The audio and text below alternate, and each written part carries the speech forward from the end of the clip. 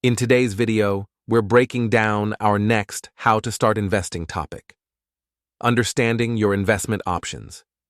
We are going to talk about the many new investment opportunities a brokerage account can give you. Don't forget to check out our other videos as well. See the links at the end of this video, and please subscribe so you don't miss any updates.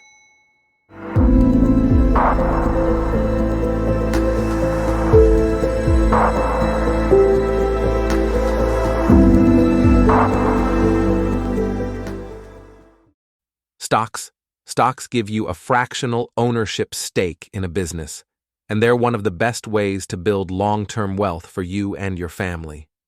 But in the short term, they can be tremendously volatile, so you need to plan to hold them for at least 3 to 5 years.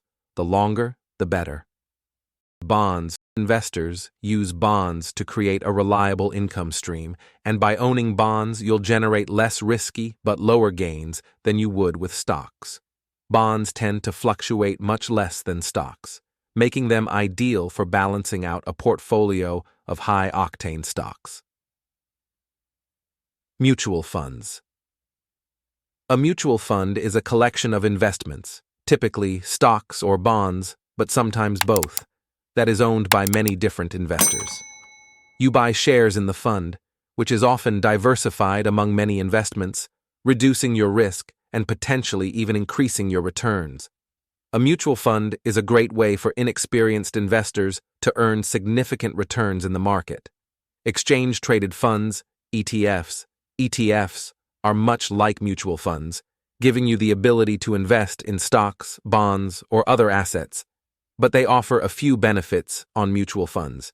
ETFs tend to have very low management fees, making them cheaper to own than mutual funds. Plus, you can trade ETFs during the day like a stock. And of course, ETFs can deliver significant returns to even novice investors.